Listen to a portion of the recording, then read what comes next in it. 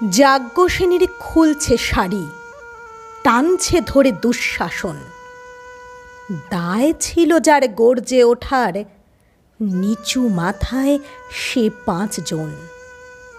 দুর্যোধনের নগ্ন উরু, ইঙ্গিতে তার ধর্ষকাম। হস্তিনাপুর দেখছে বসে, ধ্বস্ত হতে তার সুনাম। অন্ধ রাজা সিংহাসনে, আর তো চেঁচান বৌমা তার। নিজের দলের নির্যাতনে সব রাজা হন নির্বিকার। কর্ণ বসে হাসছে হা হা, রাজার দলের লোক তো সে। শর্তবিহীন সমর্থনেই তাবো তারাম সুখ বসে। ভীষ্ম, দ্রোণ, কৃপ, নীরব, সরকারি লোক হাজার হোক, রাজার কথাই তোমার কথা।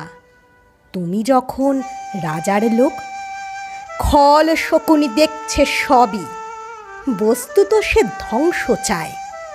ঘরের মাটি লাল হয়ে যাক দেশ বিভাগের যন্ত্রণায়। সুশীল সভায় ঘটছে যখন রাজ অপরাধ জঘন্য, ঠিক তখনই তার বিরোধে চেঁচিয়ে ওঠেন বিকর্ণ। বিকর্ণ নন কেউ কেটা লোক, 100 ভাইয়ের একজনা। তেমন করে এর আগে কেউ তার কথাটাই জানত না। যতুগৃহে কারেননি রা, অন্তত তার নেই লেখা। ভীমকে যখন বিষ খাওয়ালো তখনও তার নেই দেখা। কিন্তু যখন প্রকাশ্যতেই কাড়ছে নারীর আব্রু কেউ, স্তব্ধ জিভের চুপ সাগরে বিকর্ণ হন একলা ঢেউ। চেঁচিয়ে ওঠেন রাজার কুমার, যুবরাজের বিরুদ্ধেই। মহাবলী পাণ্ডবেরও তখন গলায় সে সুর নেই।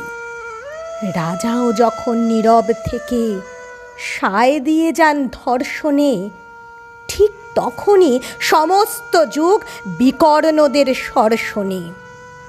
আমরা যারা কিচ্ছুটি নই, একটি মোটে ভোট কেবল, অত্যাচারের সামনে এলে সঙ্গী শুধু চোখের জল। পোষ্যভাবে যাবনা চেপাই অন্ধ এবং নিকর্ণ। প্রার্থনা থাক আমরা যেন একবার হই বিকর্ণ। মরার আগে হতেই হবে রাজার সভায় বিকর্ণ।